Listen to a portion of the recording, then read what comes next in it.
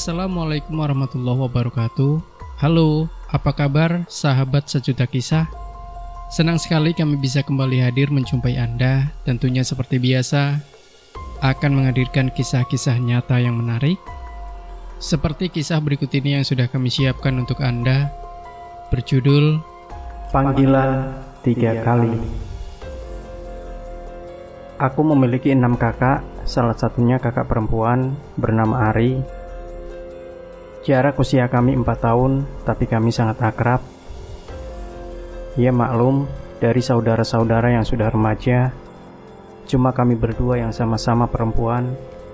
Sebenarnya aku ada juga adik perempuan, tapi masih kecil, 3 tahun dan 9 tahun. Jadinya kami ngemong.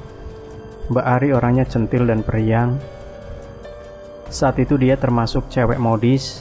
Kalau pakai baju biru, rambut dikucir pakai pita biru, gelang dan anting juga warna biru, pokoknya matching. Beda denganku yang tomboy, kemana-mana pakai celana dan kaos oblong, rambut dipotong pendek, sama sekali tidak suka matching-matchingan seperti itu. Penampilan kami memang beda sekali, sangat bertolak belakang. Kalau orang-orang bilang kami sangat mirip, apalagi postur tubuh kami juga sama, baik tinggi maupun besarnya. Maklum, aku termasuk bongsor, dan Mbak Ari kecil langsing. Memang kami mirip, tapi cantik aku sedikit, cantik di Mbak Ari banyak. Hehehe. Mungkin karena dia matching itulah, jadinya terlihat wow. Penampilan bagi selebritis, dia selalu ganti-ganti baju dengan model yang sedang Dia selalu ganti-ganti baju dengan model yang sedang in, juga model yang aneh-aneh, menurutku. Tapi pulang sekolah, sesudah makan siang, aku duduk di teras sambil baca majalah penyebar semangat. Mbak Ari boncengan dengan Mbak Atun, teman SMA yang duduk sebangku. Mereka memang sangat akrab. Dia anak orang kaya, sehingga dikasih uang saku berlebihan, dan segala keinginannya selalu dipenuhi. Mereka berdua sering belanja, beli sepatu warna biru, merah marun, bahkan hijau, sepatu berat tinggi. Kadang aku heran, uang sekolah SMA kok pakai sepatu berat tinggi. Saingan sama ibu guru dong.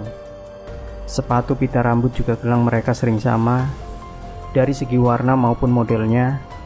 Kalau menurutku mereka norak. Bagaimana tidak norak? Sepatu, pita rambut, gelang juga tas warnanya sama. Pernah waktu itu warnanya merah. Ya merah semua, dari ujung kaki sampai ujung rambut. Norak kan? Yang membuatku heran, kok bisa-bisanya Mbak Atun klop dengan Mbak Ari? Kok bisa boncengan? Sepeda Mbak Ari mana? Aku heran. Ya di penitipan sepeda. Diambil besok aja, jawab Mbak Ari santai sambil masuk rumah. Mbak Atun cuma tertawa sambil mengikuti masuk rumah. Sebentar ya, kata Mbak Ari sambil jalan ke ruang tengah. Selang sebentar muncul lagi sambil membawa es teh. Setelah itu mereka sibuk membuka-buka majalah remaja. Seperti biasa mereka mencari model baju terkini dan menirunya. Mbak Ari yang menjahit. Dia belajar menjahit secara otodidak dibimbing ibu. Memang ibu kami menerima jahitan juga jualan kain. Makanya kalau ada model yang sedang in, Mbak Ari selalu mengambil kainnya ibu dan dijahit sendiri. Kalau Mbak Atun beli, masalah ongkos menjahitnya aku tak tahu. Apakah membayar sama Mbak Ari atau gratis? Yang jelas mereka ingin pakai baju kembar. Mungkin karena begitu sayangnya padaku Mbak Ari yang modis, ingin aku modis juga. Niat Mbak Ari memang baik, tapi aku lebih merasa sebagai korban. Bagaimana bukan korban? Saat itu Mbak Ari melihat model di majalah dan dipraktekkan padaku. Masih pagi, masih ada waktu.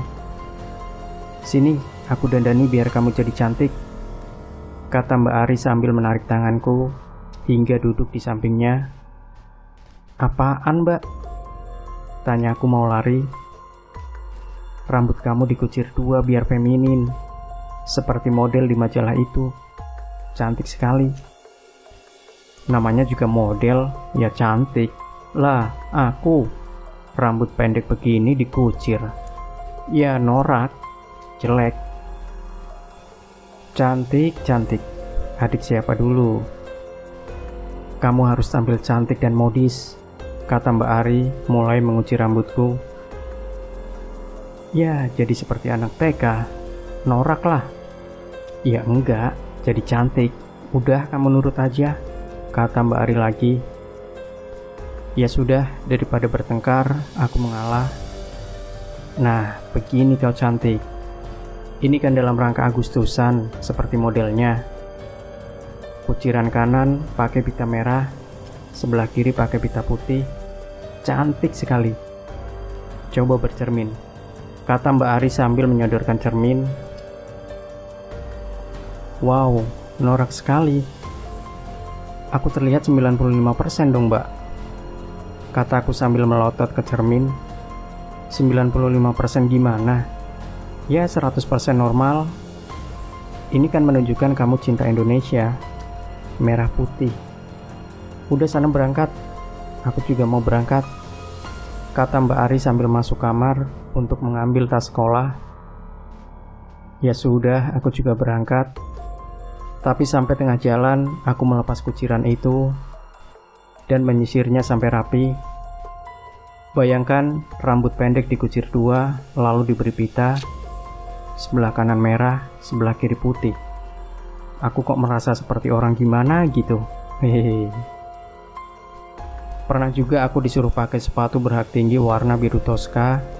Katanya aku kelihatan anggun.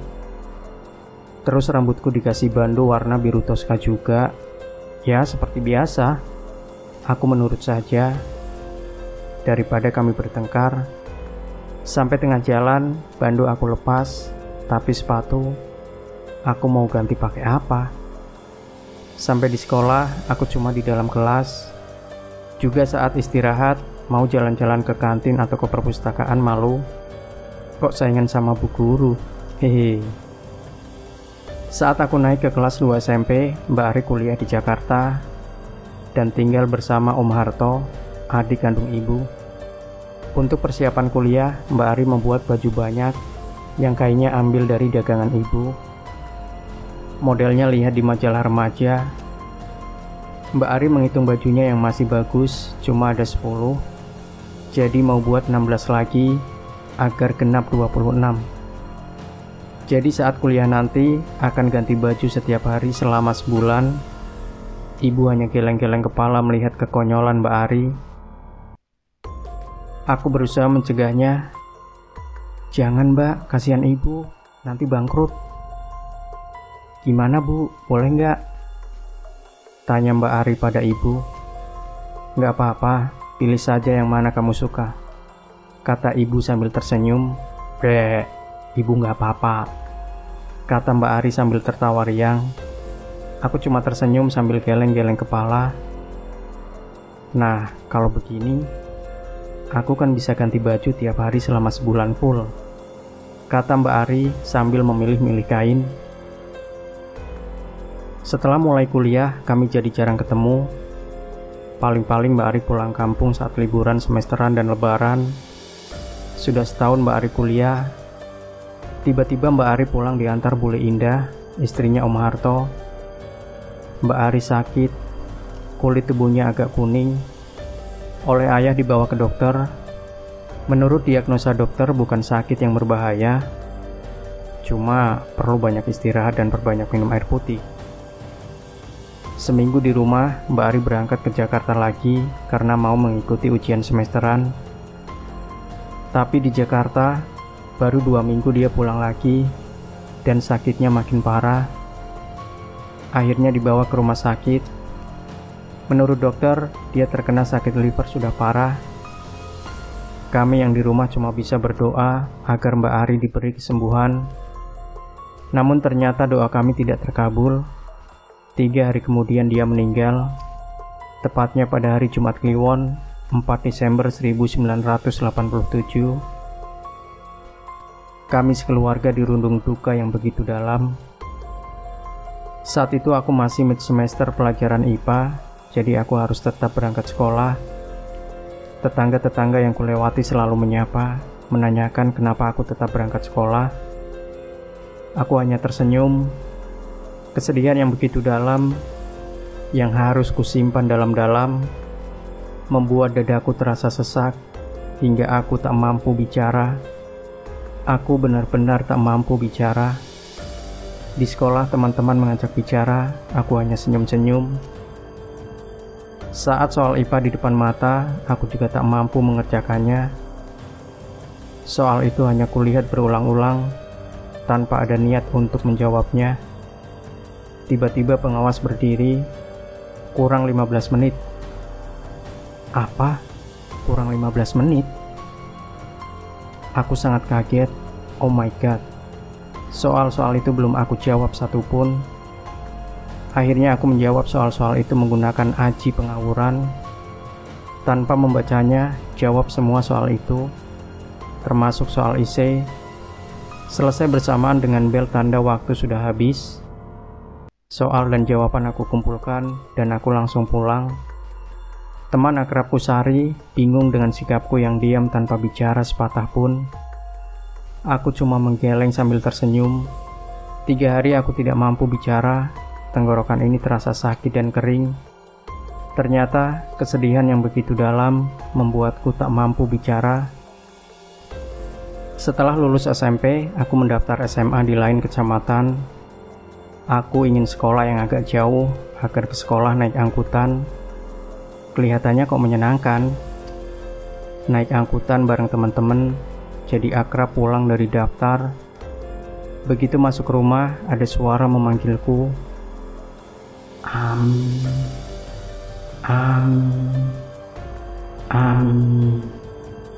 Suara itu suaranya Mbak Ari.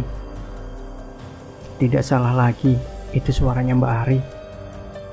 Tapi suara itu terdengar sangat jauh. Aku bingung. Ada apa Mbak Ari memanggil-manggil aku? Saat pengumuman aku ke SMA tempatku mendaftar, ternyata namaku tidak terpampang di papan pengumuman. Aku tidak diterima. Aku teringat panggilan 3 kali itu. Apakah itu sebagai firasat kalau aku akan gagal? Akhirnya aku mendaftar di SMA swasta yang masih satu kecamatan. Cari yang dekat saja. Aku sudah duduk di bangku SMA. Saat itu pelajaran fisika. Guru sedang menerangkan di depan kelas. Tiba-tiba kulihat Mbak Ari masuk kelas dan berjalan ke belakang. Aku menoleh, mengikuti langkah Mbak Ari. Mbak Ari? Mau kemana? Mbak Ari siapa? Tanya Ningsih yang duduk di sebelahku. Aku cuma diam sambil mengawasi Mbak Ari yang jalan ke sebelahku, lalu keluar kelas. Ada apakah gerangan? Tanda tanya yang begitu besar berkecamuk dalam otakku. Sampai rumah aku tiduran, tiba-tiba di hadapanku ada wajahku. Loh, wajah itu benar-benar wajahku. Dia tersenyum padaku. Walau sangat bingung, aku membalas senyum itu, senyumku sendiri. Aku benar-benar tidak tahu apa yang terjadi padaku. Kenapa ada 2 wajahku? Keesokan harinya, aku sakit panas begitu tinggi, sehingga aku tidak bisa masuk sekolah sampai 4 hari. Setelah sembuh dari sakit, aku teringat atas kedatangan Mbak Ari ke kelas. Apakah Mbak Ari mencoba memberitahuku kalau aku akan sakit? Lalu wajah yang mirip denganku yang tersenyum padaku, dia siapa? Kalau menurut ibuku, itu saudaraku sendiri. Kalau orang Jawa bilang sedulur papat, yang memberi kode agar aku waspada. Saat lulus SMA, aku mendaftar kuliah di ISI Yogyakarta. Sambil menunggu tes penyaringan, aku pulang dulu untuk mempersiapkan segala kebutuhanku. H-1 menjelang tes penyaringan, kebetulan kakakku ketiga akan menikah. Di rumah banyak saudara yang kumpul untuk menuju ke rumah calon mempelai putri. Kamu kok pakai celana jeans dan kaos oblong? Pakai gaun dong, kata Bule Nita, saudara yang datang dari Jakarta. Wong aku nggak ikut ke pernikahan kok, jawabku pelan. Kenapa? Tanya Bule Nita heran. Aku mau ke Yogyakarta, besok ada tes penyaringan, jawabku lagi. Aduh, kasihan sekali kamu. Nggak lihat mantenan kakakmu dong. Nggak apa-apa Bule, jawabku.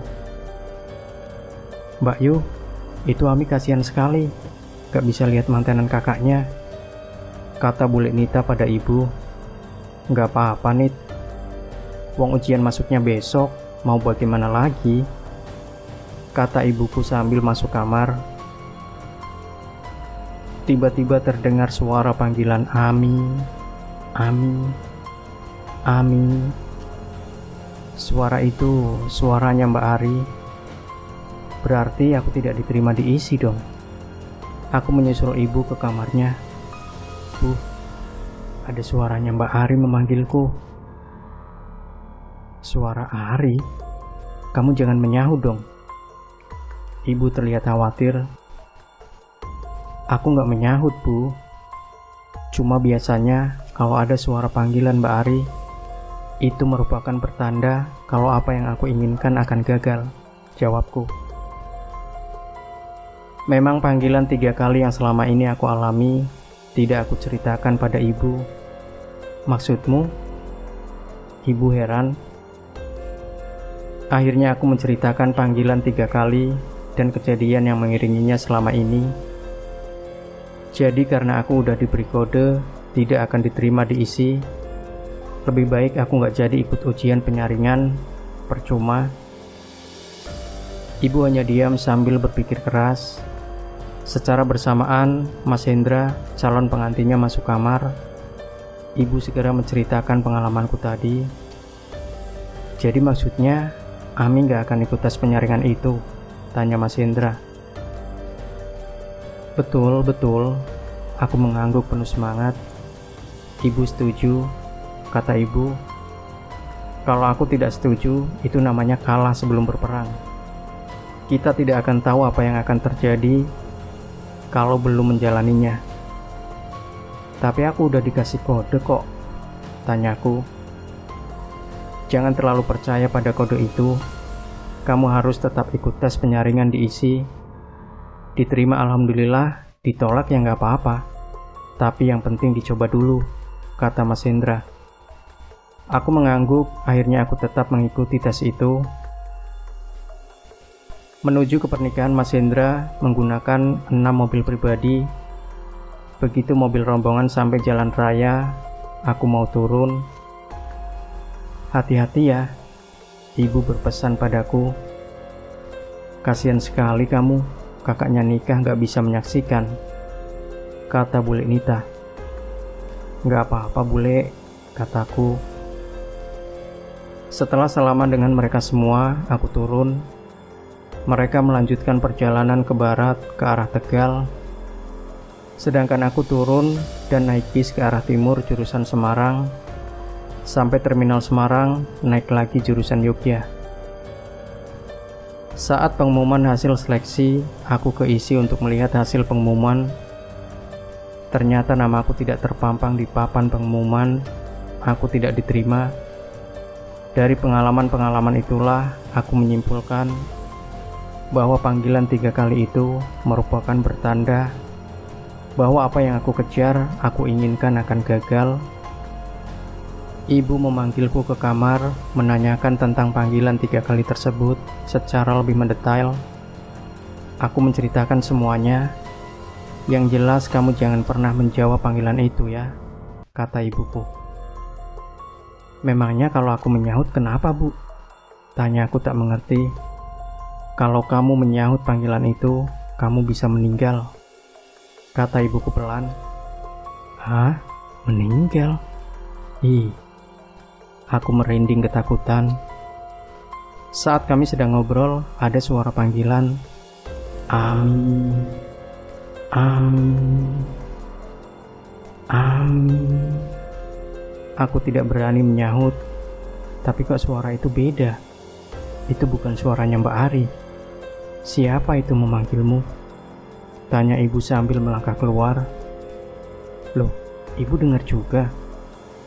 Aku mengejar ibu keluar. Sampai di luar, kami melihat Mas Hendra dan istrinya, Mbak Mei. Oh alah, ternyata Mas Hendra dan Mbak Mei. Pantas saja ibu mendengar juga. Aku tertawa geli, ibu juga tertawa geli sambil mengacak-ngacak rambutku. Setengah tahun kemudian, Mbak Mei mengandung. Ibu mengajak Mas Hendra dan aku bicara.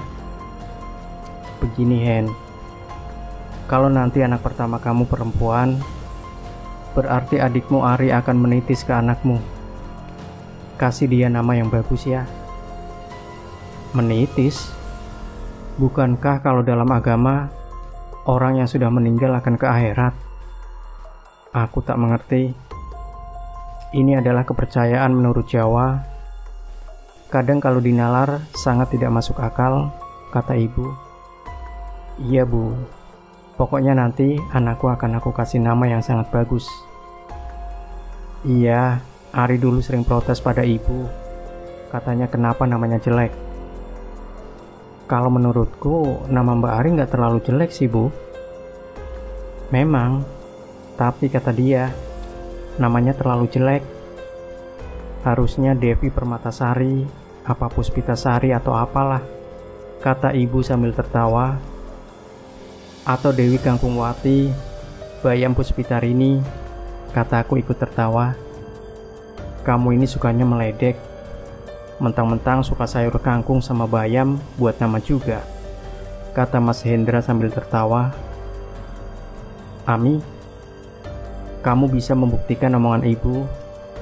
Kalau besok anak pertama Hendra memang perempuan, berarti dia titisannya Ari.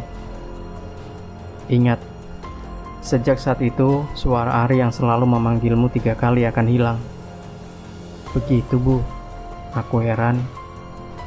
Ya, kita buktikan saja, kata ibuku mantap. Dan memang benar, setelah kelahiran keponakanku, putri dari Mas Hendra, panggilan 3 kali dari Mbak Ari tidak pernah terdengar lagi. Apakah memang Mbak Ari menitis ke keponakanku itu? Aku sendiri tak tahu. Hanya Tuhan yang tahu semuanya. Ini adalah pengalamanku sendiri. Semoga Mbak Ari mendapatkan tempat yang terbaik di sisinya. Amin. Demikian sahabat sejuta kisah. Jangan lupa berikan komentar Anda, like, share video ini, subscribe channel Sejuta Kisah, dan kembali nantikan kisah-kisah nyata terbaru dari kami setiap harinya. Sampai jumpa. Wassalamualaikum warahmatullahi wabarakatuh.